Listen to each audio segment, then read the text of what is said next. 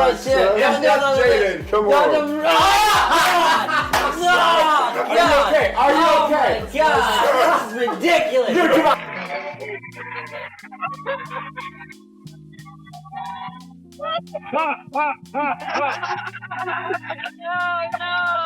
Because I was picking up more things from adults than I were from kids my own age. And I look and I go around sometimes and I hang out with other people that are my age and they're just kind of just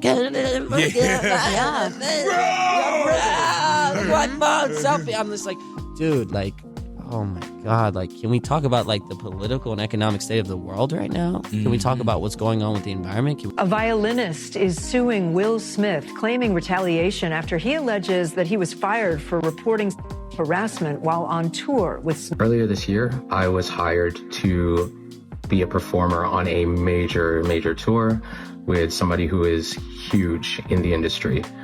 So I was excited, proud of myself for getting the opportunity. Unfortunately, some things happened, and I can't get into the details of exactly what that was because it's already a legal issue right now. But the reason why I'm speaking out about this is because getting fired or getting blamed or shamed or threatened or anything like that, simply for reporting misconduct or safety threats at work, is not okay. And I know that there's a lot of other people out there who have been afraid to speak up, and I understand. And if that's you, I see you. And that's pretty much. For years, Will Smith stood untouchable, Hollywood's perfect image, the man who never slipped, never stumbled, never let the mask crack.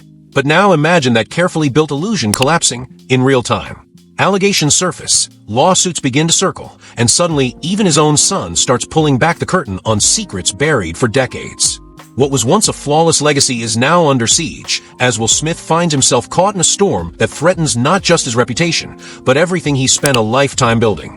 Say to all of you, there is no part of me that thinks that was the right way to behave in that moment. I am deeply remorseful, and I'm trying to be remorseful without being ashamed of myself. When someone reaches the level of fame that Will Smith did, the rules start to change. The decisions aren't normal anymore. They're calculated, strategic, sometimes even unsettling. And back in 2008, he and Jada Pinkett Smith made a move that, in hindsight, feels impossible to ignore. They launched something called the New Village Leadership Academy. Tucked away in Calabasas, California, it came with a price tag in the millions, polished branding, elite positioning, everything designed to look like the future of education for Hollywood's most powerful families. On the surface, it was visionary, exclusive, almost too perfect. But the deeper you look, the stranger it gets. Because behind that polished image, the school didn't operate like a typical institution at all. Its foundation was built on study technology, a system directly tied to the Church of Scientology. And it didn't stop there. Educators weren't just hired, they were required to undergo training inside the Scientology Celebrity Center.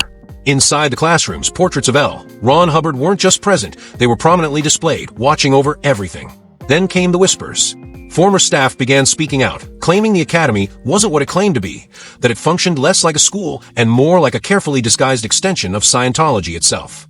What started as quiet concern quickly turned into action. Parents pulled their children. Enrollment dropped. And by 2013, the entire operation quietly shut down. But that's where the real questions begin. Why would someone with everything to lose, someone as image-conscious as Will Smith, attach himself to something this controversial? It doesn't add up unless there's more beneath the surface. Because one theory refuses to disappear. Inside certain circles, people point to something far darker: control. Within Scientology, there's a practice known as auditing, a process where members are pushed to reveal their deepest fears, traumas, and personal secrets while connected to a device called an e-meter. These sessions aren't casual. They're documented, archived, stored. And according to claims repeated across online forums, even insiders like Gene Deal have suggested that compromising material may have been collected: recordings, confessions, leverage. The kind of leverage that doesn't just follow you, it owns you. If that's even partially true, then this wasn't just a questionable decision. It was something much harder to walk away from. Just being shopped around a Diddy and another Mill. They say the other Mill is an A-list celebrity. I would wonder if he's white or black. And if I'm looking at any black guys that are A-listers that's bigger than Diddy, there's only one that I could come up with, and there's a few I could come up with. Will Smith, he's bigger than Diddy. At the same time, other details were unfolding in the background, the kind people notice, but don't immediately question. One of the most talked about was his connection to Dwayne Martin. He wasn't just another colleague, he was always there. Red carpets, private gatherings, behind-the-scenes moments, his presence became almost constant. To some, it looked like nothing more than a tight-knit Hollywood friendship. But to others watching closely, something about it felt different. The dynamic didn't read like casual industry networking. It felt deeper, more intense, harder to define. And that's when the whispers started. Quiet at first, then harder to ignore. Rumors began circulating that the relationship might not be what it appeared to be. Not just friendship, something more complicated, more hidden. But every time those conversations got close to breaking into the mainstream, they seemed to vanish just as quickly. Stories would stall, coverage would shift, the narrative would redirect itself. Because behind it all, there was something else at work, a level of control that kept everything carefully contained. A system so effective that even the loudest speculation never quite crossed the line into full exposure. This is unlike him, right?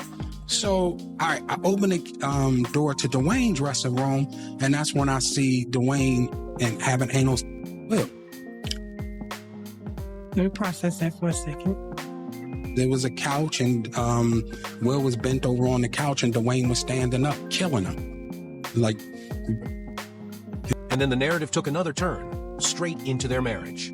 On the surface, Will Smith and Jada Pinkett Smith still looked solid, still presented that image of unity everyone expected. But for those paying closer attention, something didn't feel right. There was a tension beneath the smiles, a disconnect hiding behind the performance. Their interviews started to raise eyebrows. The way they spoke to each other felt rehearsed, almost too controlled, like every word had been chosen in advance. Even their public displays of affection began to feel less like genuine connection and more like something being demonstrated, proven, repeated until it sounded believable. It wasn't that the love was obvious. It was that it felt insisted. You know Esther Perel is coming to the table. She's going to be at the red table. Would you say she has been instrumental in you and I redefining our relationship? I would say don't just start filming me without asking me. Oh my goodness. If you could film me. Esther, come help us again, please. I'm still dealing with foolishness. Don't. No, because she don't just.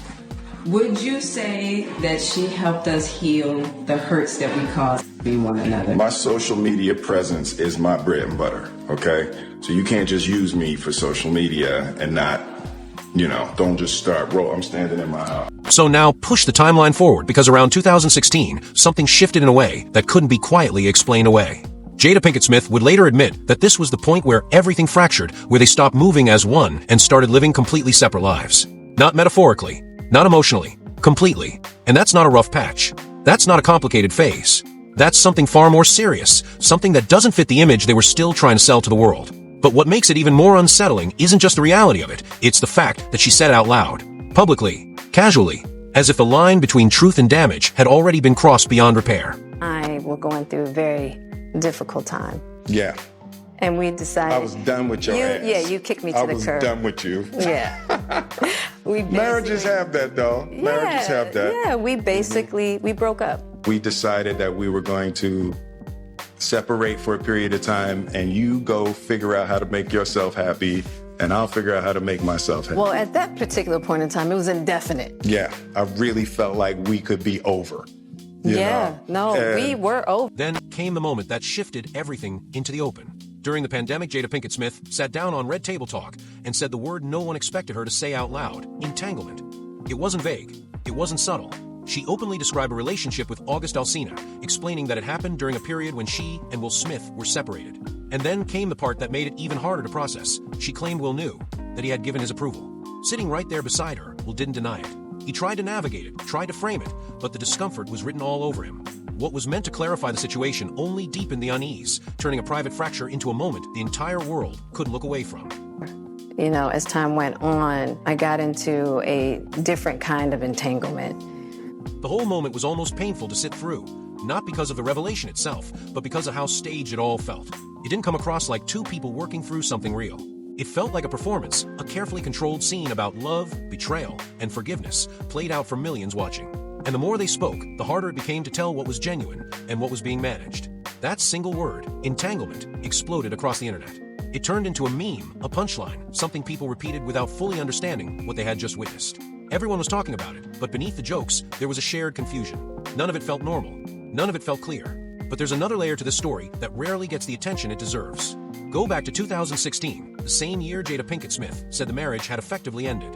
That was also the year she became one of the loudest voices behind the Oscars, so White Movement, organizing a boycott that put the entire awards system under scrutiny. It was bold, it was disruptive, and it didn't go unnoticed. Fast forward to the Academy Awards stage years later, where Chris Rock took aim at that very moment, turning it into a joke in front of the world. On the surface, it looked like standard comedy, sharp, uncomfortable, but expected. But behind the scenes, the story gets murkier. There were quiet whispers circulating for years, claims that at one point, after news of their separation started spreading, Chris Rock had shown personal interest in Jada. Nothing confirmed, nothing solid, just enough smoke to make people wonder. And suddenly, that joke doesn't land the same way anymore. Because maybe, just maybe, that reaction wasn't about a single comment. Maybe it was the result of years of pressure, unresolved tension, and a web of history that the public was never fully allowed to see. To my queens out there that have been cheated on by their men, it's not your fault. Stop making it your fault. To my kings out there that have been cheated on by their women, stop making it your fault. Yes, women cheat too. Now here's the other thing.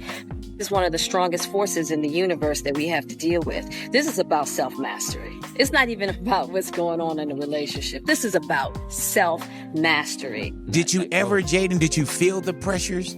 Yeah, I did. Once I went out into the world and I saw what people, how people feel about my parents, I didn't understand, I'm still understanding more and more every day. 2010 to 2012, I had achieved everything that I had ever dreamed. I was beyond the wildest dreams. I had been blessed beyond anything I can imagine. But nobody in my... He even went out of his way to highlight how differently he was raising his children, almost like he'd cracked some secret formula that the rest of the world hadn't figured out yet. It wasn't just parenting, it was presented as a philosophy, a superior way of shaping the next generation. And for a while, people bought into it. But as Jaden Smith got older, that polished image started to lose its shine. The narrative didn't feel as convincing anymore. What once looked groundbreaking began to feel constructed.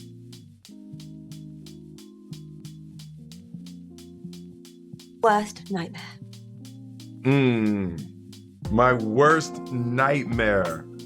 I don't have nightmares. I'd probably say his worst nightmare was... She was asking individually. Your worst nightmare and my worst nightmare. You don't get to tell people my worst nightmare. Okay. This isn't about placing blame on Jaden Smith or turning him into the story. It's about something far more revealing. Because as his life unfolded in the public eye, it didn't just reflect his own journey. It quietly started exposing fragments of Will Smith that were never meant to surface. Not in loud, obvious ways, but in subtle glimpses. The kind that slowly peeled back the illusion until what was once carefully hidden begins to feel impossible to ignore. I love him, Ellen. I love him.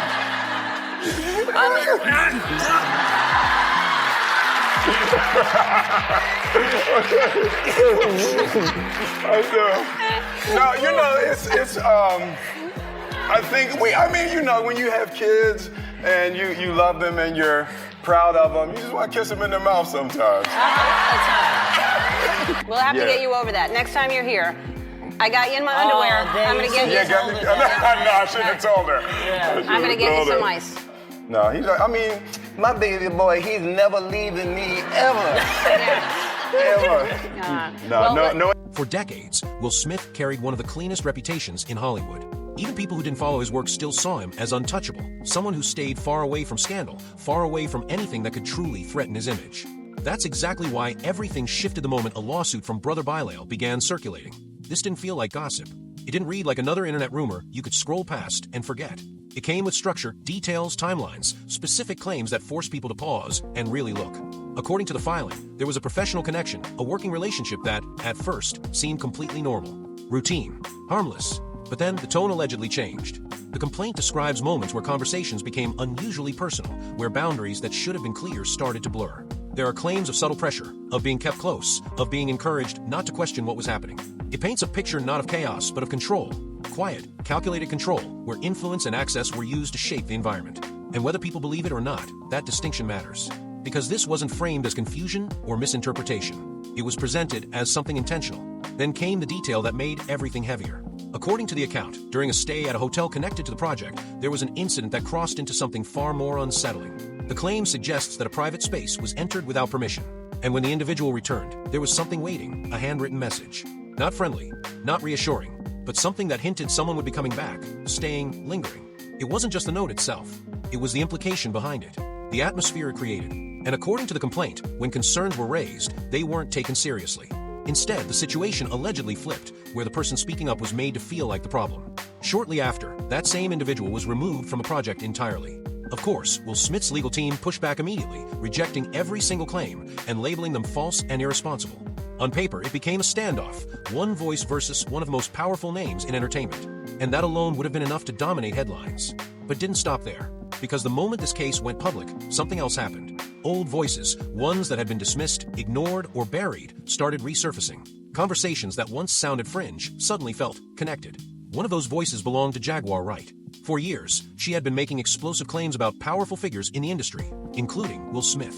She alleged that certain mentorship spaces weren't always what they appeared to be, that behind the surface, there were dynamics people weren't supposed to see. Her statements had always been difficult to verify, easy to brush off. But now, with a formal complaint on record, people started looking back, replaying what she said, and asking a question that hadn't felt as urgent before. What if those warnings weren't random at all? In their house, and young men have left their house screaming to get away from them in their...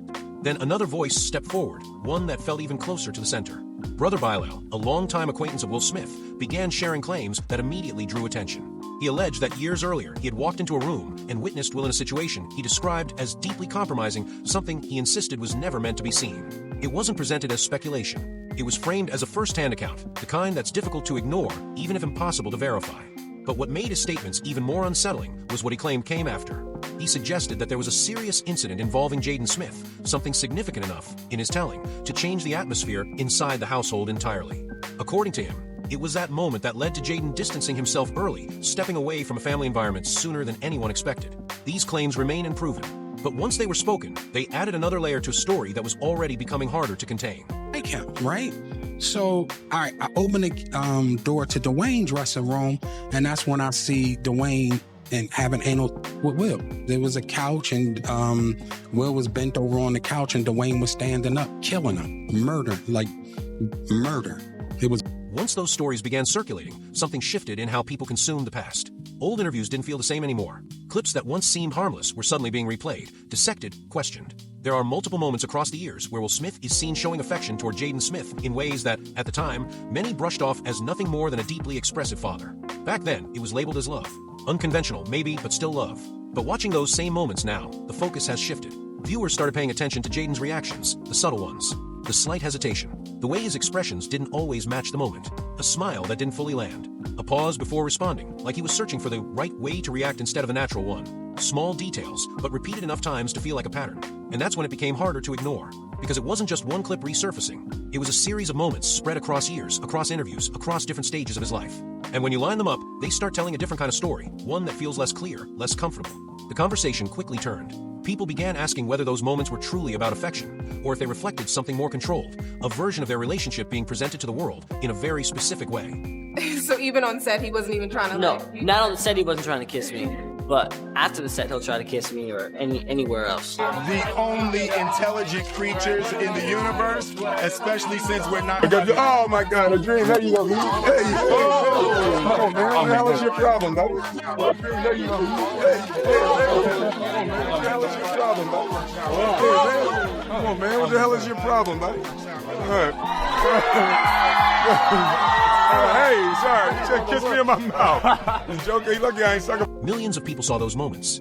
And once something like that exists in the public space, it doesn't fade, it lingers. It gets replayed, reanalyzed, reinterpreted, especially when it involves someone growing up without full control over how they're presented to the world. Because when your most personal experiences are constantly on display, it can start to blur your understanding of boundaries. If discomfort is laughed off, if vulnerability is turned into entertainment, you learn quickly that your feelings aren't the priority. Over time, that kind of environment can shape how someone tries to reclaim control. And by the time Jaden Smith reached his late teens, a lot of people had already formed an opinion. To them, he seemed unpredictable, different. His fashion, his interviews, even his music, it all felt intentionally unconventional, almost like he was challenging people to understand him, or daring them not to. But the moment that truly cemented that perception came through his connection with Tyler, the creator. For some, it was simple, Jaden expressing himself freely, without fear. But for others, it raised a different kind of discomfort. Not because of what he said, but because of how publicly, how intensely it was expressed, and how one-sided it sometimes appeared. The conversation quickly shifted away from identity and towards something deeper. Why did it feel like this needed to be declared so loudly? That tension reached its peak at Camp Flog Gnaw Carnival in 2018. The energy was already high, the crowd fully locked in. And then, in the middle of it all, Jaden grabbed the mic and made a statement that instantly froze the moment, claiming that Tyler, the creator, was his boyfriend. What followed wasn't just reaction. It was confusion, debate, and a wave of questions that only made the story surrounding him feel even more complicated. I just want to say Tyler, the creator, is the best friend in the world, and I love him so much. And I want to tell you guys something. I want to tell you, Tyler doesn't want to say, but Tyler's my mother boyfriend, and he's been my mother boyfriend my whole life. Tyler, the creator. At a certain point, Jaden Smith's public persona stopped feeling like exploration and started looking like protection. Like every unpredictable move, every unexpected statement was a way to stay out of reach, because if no one could define him, no one could fully control the narrative around him. And to understand why that shift happened, you have to go back to where the trust started to crack. In 2013, Will Smith released After Earth. This wasn't just another project, it was deeply personal. A vision he had built from the ground up. He spoke about it like a legacy move, a symbolic handoff, positioning Jaden as the future. In his mind, this was the perfect launch. But what often gets overlooked is one critical detail. Jaden was only 14 years old, and yet he was placed at the center of a massive production. A film with a budget exceeding $100 million, marketed across the globe, carrying expectations far beyond what most teenagers could even comprehend. This wasn't just about acting. It was about proving something. Living up to a legacy that had already been established long before he had the chance to define himself. Jaden himself would later explain how early that pressure began, how he was made aware from a young age that the world would measure him against what his parents had already achieved. That people would expect greatness, demand it, because from Jaden's perspective, it didn't feel like guidance anymore. It felt like exposure. Like he had been placed into something he wasn't ready for a purpose that wasn't entirely his own. And that kind of realization doesn't just fade. It changes how you see everything, including the person you were taught to trust the most. I'm not going anywhere. The thing that people don't get is everything at his house is free. So I can get anything and everything that I want at his house. So I think I'm gonna be there for 20, 30 more years. But he says as soon as I have a movie that's bigger than one of his movies, yeah, there ain't no reason to live at my house no more. But so he pulled back. He stopped chasing the traditional path, stepped away from the roles people expected him to take, and instead began shaping an identity that refused to fit inside anyone else's definition. It wasn't random, it was deliberate. A quiet rejection of everything that had once been mapped out for him. And once that shift happened, a lot of what came after started to make more sense. At the same time, Will Smith and Jada Pinkett Smith leaned even further into the parenting philosophy they had always believed in. Rules, in their view, were limiting. Punishment, they felt, did more harm than good. So instead of structure, they emphasized conversation. Instead of discipline, they offered autonomy. Their children were given the freedom to make their own choices, not later in life, but early on. At first glance, it sounded progressive, almost ideal. But in reality, especially in a world where fame and wealth remove most of the natural boundaries people grow up with, that kind of unrestricted freedom doesn't always lead where you expect. It can evolve into something far less controlled, something harder to manage, something that doesn't come with clear limits anymore.